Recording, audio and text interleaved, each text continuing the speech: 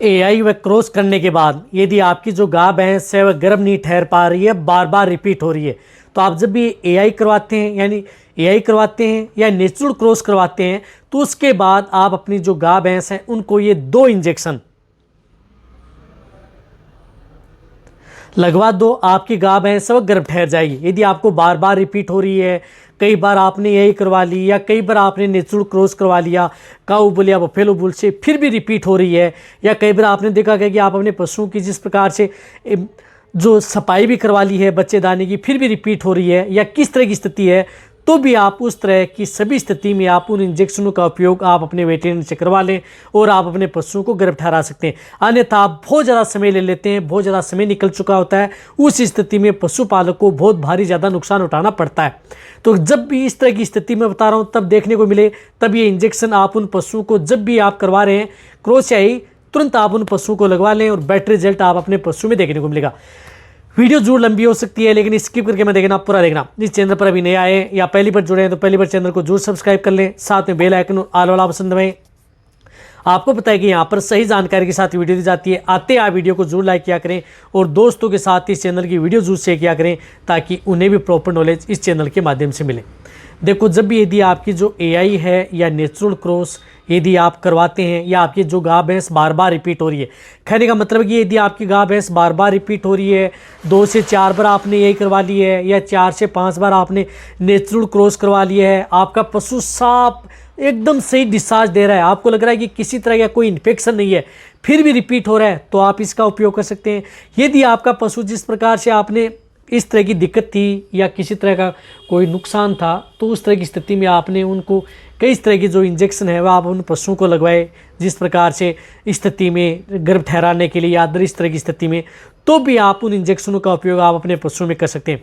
इसी तरह से यदि आप अपने पशुओं जिस प्रकार से आपने वेजाइनल ड्रेसिंग करवाई है, जो गर्भ नहीं ठहरा था, बच्चेदानी की सफाई करवाई, तो उसके बाद में भी आप उन इंजेक्शनों का उपयोग आप अपने पशुओं में करा सकते हैं और आप अपने पशुओं को आसानी से गर्भ ठहरा सकते हैं।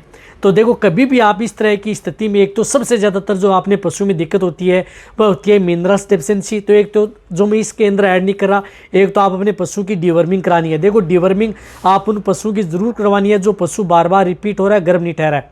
तो एक तो पेट के कीड़े मारने की दवा आप उन पशुओं को समय समय पर देनी है, इस बात का आपको ज़रूर ध्यान में रखना है।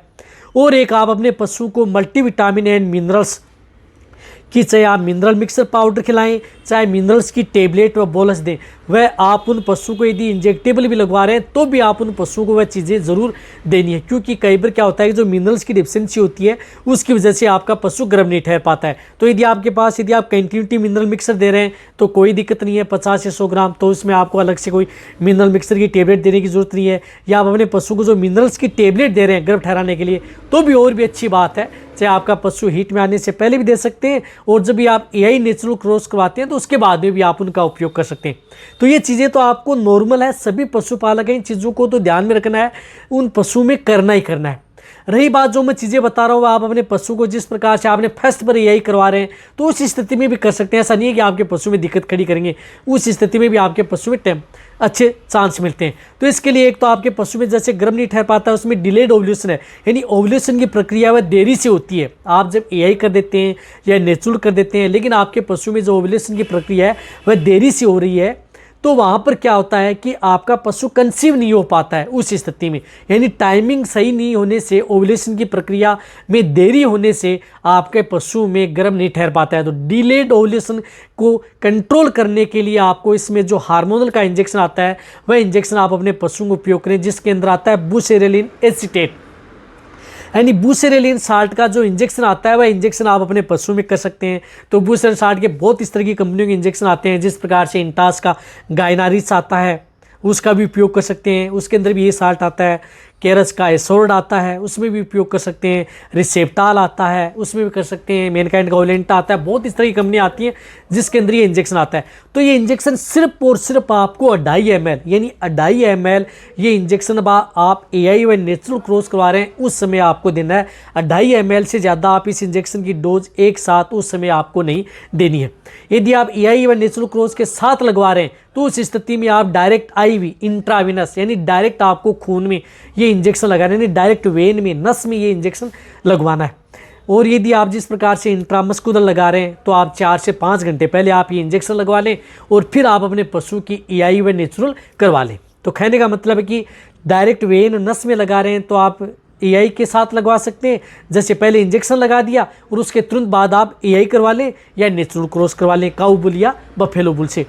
या जिस प्रकार से यदि आप पहले इंट्रामस्कुलर लगाते हैं, जैसे मांस में लगाते हैं, पुट्ठू में या गर्दन में लगा रहे हैं, तो उस स्थिति में आपको क्या करना है कि 4 से 6 घंटे पहले आप ये इंजेक्शन लगवा लेना है और फिर आप उन पशु की ईआई नेचुरल करना है। ये है एक तरीका। ये इंजेक्शन तो बहुत ज़्यादा जरूरी है। जो पशु यदि गर्म नहीं ठहर पाता है, बार बार रिपीट होता है, ये अपने वेटेरियन से ये इंजेक्शन लगाना है, क्योंकि इंजेक्शन सभी के सभी जो मैं बता रहा हूँ ये सभी अपने पशु चिकित्सक के द्वारा लगाना है। मैं सिर्फ आपको ये नॉलेज के लिए बता रहा हूँ। तो ये एक इंजेक्शन लगा दिया।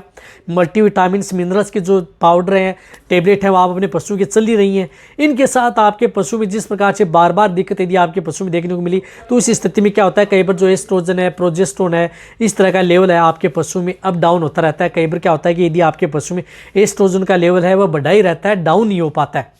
तो उस स्थिति में एस्ट्रोजन हार्मोन को लेवल को कम करने के लिए या बैलेंस को रखने के लिए उस स्थिति में आप अपने पशु को एक प्रोजेस्टेरोन हार्मोन का इंजेक्शन आप उसे दे सकते हैं। जिस प्रकार से ड्यूराप्रोजन इंजेक्शन आता है जिसके अंदर साल्ट आता है हाइड्रोक्सी प्रोजेस्टेरोन, तो हाइड्रोक्सी प्रोजेस्टेरोन साल्ट का किसी भी अच्छे ब्रांड का इंजेक्शन है, जैसे ड्यूराप्रोजन है, बहुत अच्छा इंजेक्शन है, तो इसे 3 ml ये ड्यूराप्रोजन इंजेक्शन 3 ml आज आपने यही करवाई या नेचुरल क्रॉस करवाया तो इसके 6ठे दिन, 6 दिन या 7वें दिन आप ये इंजेक्शन आपको लगाना है। साथ में आपको इस इंजेक्शन का उपयोग नहीं करवाना है। एक बार और मैं रिपीट कर रहा हूँ, जैसे आपने यही करी, नेचुरल करवाया, उसी के साथ आपको ये इंजेक्शन नहीं लगवाना है।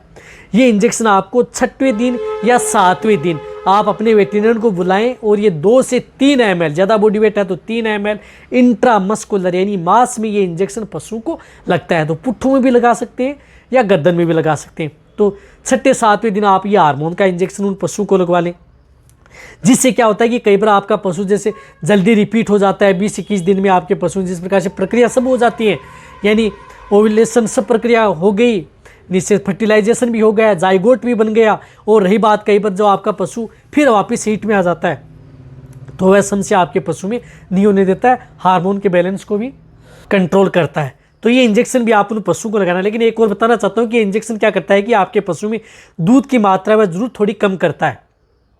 ऐसा नहीं है कि आपके पशु में दूध बिल्कुल ही कम कर देता है, लेकिन थोड़ी मात्रा दूध की कम करता है, लेकिन जैसे जैसे आपके पशु में फिर वापिस दूध वैसे का वैसा हो जाता है। तो ये 2 इंजेक्शन यदि आपको पशु बहुत ज़्यादा तंग कर रहे हैं, रिपीट हो रहे हैं, गर्म नहीं ठहरे हैं, सब कुछ दे चुके हैं, तो ये दोनों जो मैंने तरीके बताए इस तरीके से आप अपने पशु को अपने वेटेरिनर से लगवा लें और आप अपने पशु को आसानी से गर्म ठहरा लें।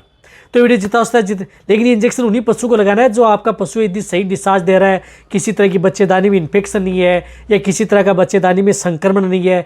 यदि मटमेला डिस्चार्ज, गंदा डिस्चार्ज, बदबूदार, बच्चेदानी में इन्फेक्शन है, दिक्कत है, तो उस स्थिति में इंजेक्शन आपके पशु में कोई काम नहीं करेंगे। इस बात का भी आपको ये ध्यान रखना है। तो आप अच्छी तरह समझ गए होंगे। तो वीडियो जितना होता है सभी पशुपालक उन सभी के साथ ये वीडियो शेयर करें, इसी तरह वीडियो देखते रहें।